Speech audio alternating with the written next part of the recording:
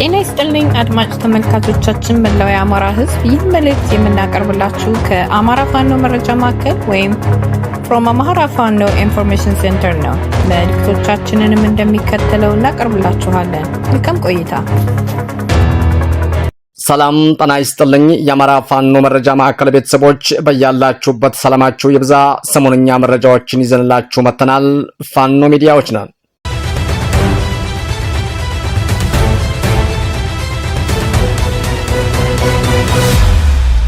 ከአማራ ፋኖ መረጃ ማዕከል የዕለቱን አንኳር የዜና ርዕሶችን በማስቀደም የዕለቱን ዜና እናሰማለን።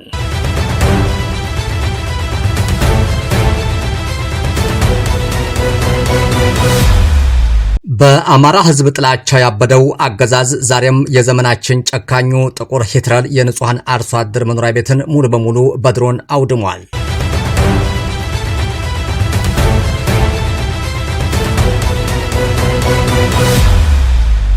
ታሪክ ዝንተ ዓለም የሚዘክረው የተጋድሎ ታሪክ የአርበኛ አዝማች ሻለቃ ሰዋለ እውነቱ የትግል ግለ ታሪክ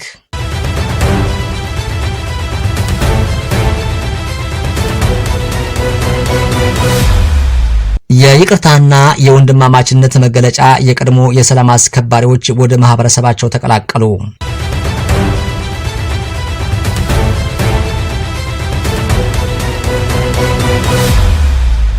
በላስታ ግንባር ገነተ ማርያም አካባቢ ላይ ፋኖ በወሰደው እርምጃ 16 ያገዛዙ ወታደሮች መደምሰሳቸው ታወቀ።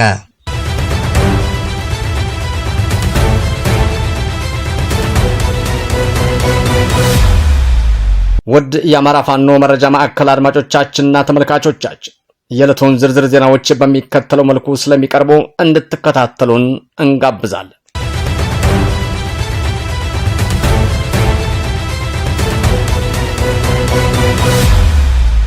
በአማራ ህዝብ ጥላቻ ያበደው አገዛዝ ዛሬም የዘመናችን ጨካኙ ጥቁር ሂትለር የንጹሃን አርሶ አደር መኖሪያ ቤትን ሙሉ በሙሉ በድሮን አውድሟል።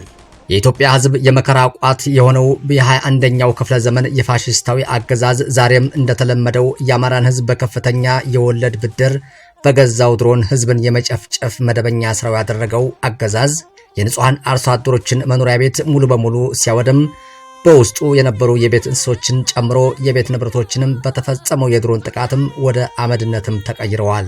ግንቦት 7 2018 ዓ.ም በአማራ ህዝብ ጥላቻ ያበደው የሆዴዱ መራሹ ብልጽግና አገዛዝ በሸዋ ጠቅላይ ግዛት ተጉለትና ቡልጋ አውራጃ በሞጃና ወደራ ወረዳ በሳሲት ክላስተር ስር በሚገኙ በጋውና ቀበሌ ከምሽቱ 3 ሰዓት ከ30 ላይ በተፈጸመው የድሮን ጥቃት ያቶ በቀለ ሸዋ አበራ የተባሉ የጋውና ቀበሌ ነዋሪ የግል መኖሪያ ቤትን ሙሉ በሙሉ ማውደሙንም እዙ አረጋግጧል። ትራፊ ያላት ነፍስ መከራ አያጠፋትም እንዲሉ አበው ጥቃቱ በተፈጸመበት ወቅት አቶ በቀለ ሸዋበራና ቤተሰባቸው ለግል ማህበራዊ ጉዳይ ወደ ሌላ አካባቢ በመሄዳቸው የሰው ህይወት ባይጠፋም ነገር ግን ሀብትና ንብረታቸው በተፈጸመው የድሮን ጥቃትም ሙሉ በሙሉ ወድሟል። የአማራ ህዝብ መገልገያ ተቋማትን የጥቃት ኢላማ በማድረግ ሀብትና ንብረቱም በመዝረፍ የህዝባችንን የግል መኖሪያ ቤት በማውደም በአማራ ህዝብ ላይ ጅምላ ጭፍጨፋ በመፈጸም የሚታወቀው አረመኔው የብልጽግናው አገዛዝ ተጨማሪ የመጨፍጨፊያ ያገዛዝ ጊዜ ለማግኘት የይስሙላ የጨረባ ምርጫ ለማድረግም በድሮን እየጨፈጨፈ ያለው ህዝብ የይምረጡኝና ልግደላችሁ ድምጽም እየጠየቀ ይገኛል። በመሆኑም እንደ ህዝብ አማራ በመሆናችን ብቻ ሊያጠፋን የመጣውን ጨካኝ አገዛዝ ከጀግናው የአማራ ፋኖ ጋራ በመቀናጀት በህዝባዊ ማዕበልም እንቢተኝነትን የጨፍጫፊውን አገዛዝ ዕድሜ ለማሳጠር ለሁለንተናዊ ትግል አማራዊ ግዴታህን ትወጣ ዘንድ የአማራ ፋኖ ብሔራዊ ንቅናቄ ሸዋ ጠቅላይ ግዛት አሳምነው እዝ ለተከበረው ህዝባችን መልእክቱን ማስተላለፍ ይወዳል። ይህ በእንዲህ እንዳለም የአገዛዙ ዙፋን አስጠባቂ ሰራዊት በአሳግርት ወረዳ የማህበረሰብ የቁም እንስሳት መዝረፉንም ነዋሪዎች ገለጹ። በአሳግርት ወረዳ ከጊናገር ከተማ ሜጢ ቀበሌ ልዩ ቦታው ጓላገር ተብሎ ከሚጠራው ስፍራ የአገዛዙ ሰራዊት የሁል ጊዜ የዘረፋ ተግባሩንም በማህበረሰብ ላይ አድርሰዋል። የተዘረፈባቸውም የቀበሌ ነዋሪዎች ጎሳ ልዑል ሰገድ ከ45 በላይ ከብትና ፍየሎች፣ ደመላሽ መልስ 36 ፍየሎችና 4 ከብቶች፣ ተገኘ ልሳነ 29 በጎችና ፍየሎች፣ ወንድ የበለጠ 23 በግና ፍየል፣ 5 ከብቶች፣ ልዩነች ወሰኔ ከ12 በላይ ፍየሎች እንደተዘረፉባቸውም ተበዳዮችም ገልጸዋል። ዜናውን ያደረሰን የአማራ ፋኖ ብሔራዊ ንቅናቄ ሸዋ ጠቅላይ ግዛት አሳምነው እዝ ህዝብ ግንኙነት መምሪያ ነው። ታሪክ ዝንተ ዓለም የሚዘክረው የተጋድሎ ታሪክ የአርበኛ አዝማች ሻለቃ ሰዋለ እውነቱ የትግል ግለ ታሪክ። አርበኛ አዝማች ሻለቃ ሰዋለ እውነቱ ከእናቱ ከወይዘሮ እናንዬ መላኩና ከአባቱ ከአቶ እውነቱ ተፈራ በወግዲ ወረዳ በ025 ቀበሌ ቀለብ ተብላ በምትጠራው ጎጥም በቀን 19 4ኛው ወር 1990 ዓመተ ምህረትም የተወለደ ሲሆንም በዚህች ቀን አንድ ፈገግታው ልብን የሚያቀልጥ ንግግር ቁጥብ ልበ ተራራ ባርነትና ጭቆና ጠል ነፍጠኛ የድሽቃ ጠበብት የጽናት ምልክት የውጊያ መሐንዲስ የድፍረት የጀግንነት ባላባት የሚሆን ብላቴና ይህችን ምድርም ተቀላቀለ። እድሜው ለትምህርት ሲደርስም ትምህርቱንም የተከታተለ ሲሆን በ2012 ዓመተ ምህረት የሰሜን ጦርነት ፈንድቶ በጥቅምት 2013 ዓመተ ምህረት ውጊያ ገነቴ ላይ ሲደርስ በክብር ሰማዕት አርበኛ ሻፊ ሀብታሙ ፊት አውራሪነት በምስራቅ አማራ ፋኖ ትግልን ሀብሎ ጀመረ። በሰዓቱ ለትግል መከላከያ የሚባል እንዲህ የሚክድ ተቋም ቢኖርም እንዲህ መፍረሱ የማይቀር ልዩ ኃይል የሚባል ተቋም ቢኖርም በደሞዝና በጥቅማ ጥቅም ቢያባብልም ሰዋልና የትግል ጓደኞቹ ግን የአማራ ኮዝ የትግል ምክንያት የገባቸው ነበሩና የነጻ ትግል የሆነውንም የነጻነት ታጋይነትን መረጡ። ምስራቅ አማራ ቤታቸውን አደረጉ። የምስራቅ አማራ ፋኖ በብርጌድ አደረጃጀት በነበረበት ወቅት የሰሜኑን ጦርነት መመለስ ካስቻለው ከመጀመሪያው ውጊያ ጀምሮ እስከ ራያ ምድር ድረስ በሁሉም ውጊያዎች ከመደበኛ ጦር ከክላሽንኮፍ መሳሪያ ብሬን ድረስ እየተዋጋ ተዘርዝረው የማያልቁ በርካታ የጦር ሜዳ ጀብዶችንም ፈጽሟል። ቆቦ ከተማን ሙሉ በሙሉ በመቆጣጠር ምስራቅ አማራ ፋኖ ከ3 አቅጣጫ የነበሩትን ኃይሎችም ወደ አንድ አመቶ የክፍለ ጦር አደረጃጀቶችን ሲሰራ በአንደኛ ሻለቃ ብሬን ተኳሽ በመሆን በአዲስ ቀኝ ቀየ ጋሪያ ጃሮታ ድንጋይ ቀበሌ እንዲሁም ኮባና ባንዲራ ድረስ ዘልቆ በመግባት በተፈጸሙ ውጊያዎች ላይ አዝማች ሻለቃ ሰዋለ እውነቱ ድንቅ ተጋድሎዎችንም በማድረግ ራሱን በማስመስከር የቻለ አርበኛ ነበረ። በክብር ሰማዕት ሻምበል ዳንኤል አለሙ የመጀመሪያው የድሽቃ ተኳሽ ምልመላና መረጣ ላይ ከፍተኛውን ውጤት ማምጣት ዋና ድሽቃ ተኳሽ በመሆን ለውጥ ማምጣት የቻሉ የትግል ተጋድሎዎችንም ማድረሱ ፍጹም የማይረሱ በታሪክ መዝገብ ላይ በደማቁ በደም ተከትበዋል። አርበኛው በህይወት በነበረበት ጊዜ ከትግል ጓዱ እንዲህ የሚል ጥያቄ ቀርቦለት የመለሰው መልስም ዛሬ ሲታወስ ትርጉሙ ይጎላል። ጓደኛ አዝማች ግን አንተ ለምን በዚህ የትግል ዘመንህ ያለፍክባቸውን ሁነቶች የተከፋህበትን የተደሰትክበትንም ያስገረሙህንም አጋጣሚዎች ሁሉንም ጊዜ ስታገኝ በማስታወሻ ላይ አትከትባቸውም ሲባል መጻፍ ይቻላል ብሎ ትንሽ ፈገግ ብሎ ያለፈውን ለቅጽበት መለስ ብሎ አሰበና ስንቱ ይጻፋል ብሎ መልሶለታል። ነገር ግን ትንሽ ሞክር ከተባለ የሰሜኑ ጦርነት ተጠናቆ የወዴድ ብልጽግና የመርዝ ጥርሱን በአማራ ህዝብ ላይ ሲነክስ አርበኛ ሰዋለ ሚያዝያ 14 2015 ዓ.ም ጭቆና በቃን ብሎ የመሪያቸውን አርቆ ማየት በመቀበል በከባድ ሁኔታም ውስጥም 78 የሚሆኑ አባላትን በማስተባበር ወደ ወለቃ በመውረድ የህልውና ትግሉን ቀድመው ካፈነዱ አርበኞች አርበኛው በፊት አውራሪነት የሚቀመጥ የቁርጥ ቀን ጀግና ነበር። በደራ ከተደረገው የመጀመሪያው ከባድ ተጋድሎ በኋላ ሁኔታዎች ወደ አባይ በረሃ ቦንካ ወስደው ፈተናዎች በጽኑ ጊዜ ሁሉም በአባላት ጽናት አጥተው በተበተኑ ጊዜ አማራነት ወይም ሞት ብለው በጽናት ከመሪያቸው ጎን 3 ሰዎች ብቻ ሲቀሩ ከ3ቱ አንዱ አዝማች ሻለቃ ሰዋለ እውነቱ የጽናት ተምሳሌትነቱን በእሳት ተፈትኖ ያረጋገጠ የአማራ የቁርጥ ቀን ጀግና ነበር። ደከመኝ ሰለቸኝ ሳይል ትግልን መስርቶ አሁን ካለበት ቦታ እስኪደርስ ድረስም አርበኛው ደከመኝ ሰለቸኝ ሳይል ያቅሙን የመጨረሻን ሰርቶም አልፏል። አዝማች ሻለቃ ሰዋለ ሁሉም ባፈገፈገበት ወቅት በህልውና ትግሉ እንደ ወሎ ቤተ አማራ ቀጠና በአሁኑ ምስራቅ አማራ ቀጠና የመጀመሪያውን ድሽቃ ለውጊያ መጠቀም የቻለ ድንቅ የድሽቃ ጠበብት ነበረ።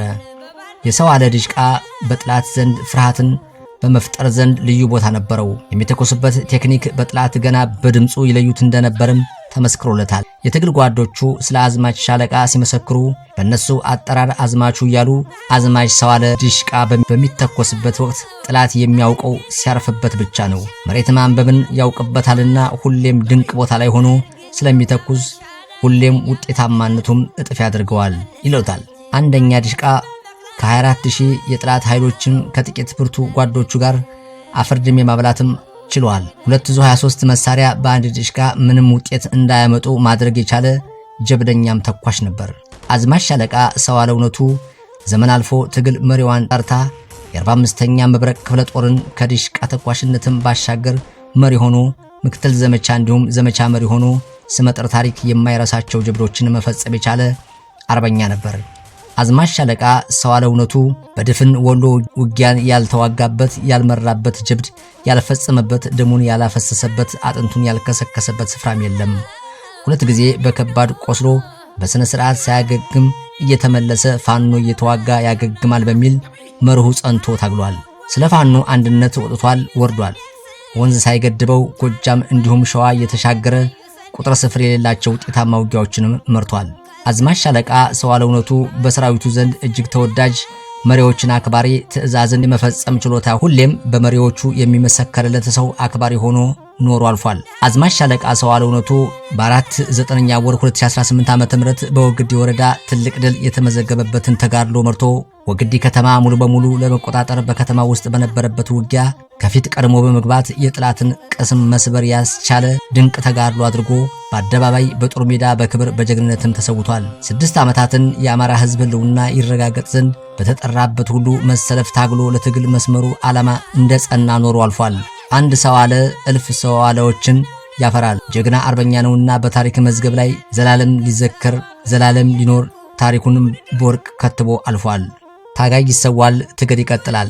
ክብር ለሰማዕት አዝማች ሻለቃ ሰዋለ እውነቱ። ክብር ለሰማዕታት። ትግላችን በተባበረ ክንዳችን እውን ይሆናል። ዜናውን ያደረሰን የአማራ ፋኖ ብሔራዊ ንቅናቄ ወሎ ቤት አማራ ምኒልክ እዝ ነው። የይቅርታና የወንድማማችነት መገለጫ የቀድሞ የሰላም አስከባሪዎች ወደ ማህበረሰባቸው ተቀላቀሉ። ቀደም ሲል ካገዛዙ ጎን በመሰለፍ ሲያገለግሉ የነበሩ የሰላም አስከባሪ አባላት ወደ ህዝባቸው መመለሳቸውን ተከትሎ የሸዋ ጠቅላይ ግዛት የመርሐቤቴ አውራጃን ህዝብ ይቅርታ ጠይቀዋል። ሁልጊዜም ይቅርታ ባይነቱንና አርቆ ሐሳቢነቱን የሚያስመሰክረው የመርሐቤቴ ህዝብ በሸዋ ጠቅላይ ግዛት አሳምነው እዝ አመራሮችና በናደው ክፍለ ጦር አመራሮች ፊት የቀረበውን የይቅርታ ጥያቄ በታላቅ ደስታና በክብር ተቀብሎታል። ይህንንም ተከትሎ ወደ ወገኖቻቸው የተቀላቀሉት ወንድሞች ሙሉ ነፃነት አግኝተው ወደ መደበኛው ማህበራዊ ህይወታቸውና ከማህበረሰቡ ጋራም እንዲቀላቀሉም ተደርጓል። ይህ ታሪካዊ ክስተትም በአማራ ህዝብ መካከል ያለውን ጠንካራ አንድነት፣ ይቅርታ ባይነትና የወንድማማችነትን እሴት በድጋሚ ያረጋገጠና የህዝባችንን መነሳሳትም ያሳየ ሆኗል ሲሉ አርበኛ አንዳርጋቸው አሰፋና አበባው ፍስሐ ከቦታው በመገኘትም ገልጸውልናል። ዜናውን ያደረሰን የሸዋ ጠቅላይ ግዛት አሳምነው እዝ ነው። በላስታ ግንባር ገነተ ማርያም አካባቢ ላይ ፋኖ በወሰደው እርምጃ 16 ያገዛዙ ወታደሮች መደምሰሳቸው ታወቀ። በአማራ ፋኖ ብሔራዊ ንቅናቄ ወሎ ቤት አማራ ምኒልክ እዝ 303ኛ ግዙፍ አሳምነው ኮር አካል የሆነው 21ኛ ክፍለ ጦር ልዩ ዘመቻና 2ኛ ሻለቃ ቃኝም በጥምረት ላስታ ወረዳ ገነተ ማርያም መገንጠያ ደባራይ ተብሎ ከሚጠራ ቦታ ላይ የነበረው ያገዛዙ ጦር ከፊሉን በመደምሰስ ገሚሱንም በማቁሰል ከአካባቢው እንዲጸዳም አድርገዋል። ደባራይ ላይ መሽጎና ኬላ በማዘጋጀት የአካባቢው ማህበረሰብ ሲዘርፍና ሲያሰቃይ የነበረው ያገዛዙ ሰራዊት ላይ ድንገተኛ መብረቃዊ ኦፕሬሽን በመስራት ግንቦት 8 2018 ዓ.ም ከጧቱ 1 ሰዓት ጀምሮ ፊት ለፊት በመግጠም የክፍለ ጦሩ አህዶችም በጥላት ላይ ድል የተቀዳጁ ሲሆን በውጊያው 5 ሚሊሻና 4 የመከላከያ አባላት ሲደመሰሱ 7ቱ ከባድ ቁስለኞች መሆናቸውም ታውቋል። ዜናውን ያደረሰን የምኒልክ ዕዝ ህዝብ ግንኙነት መምሪያ ነው። ድል ለአማራ ፋኖ ነው። ሰሞነኛ መረጃዎቻችን እነዚህ ነበሩ። የአማራ የህልውና ተጋድሎ ተጠናክሮ ይቀጥላል። ቸርን ሰንብት። በድጋሚ የአማራ ፋኖ መረጃ ማዕከል ቤተሰቦች በቀረበላችሁ መረጃዎች ላይ ሀሳብ አስተያየት እንድትሰጡ በትህትና እንጠይቃለን። ሰናይ ጊዜ እንዲሆንላችሁ እንመኛለን። በተጨማሪ ላይክ፣ ሼር፣ ኮሜንት፣ ሰብስክራይብ እንድታደርጉልን በትህትና እንጠይቃለን። አመሰግናለሁ።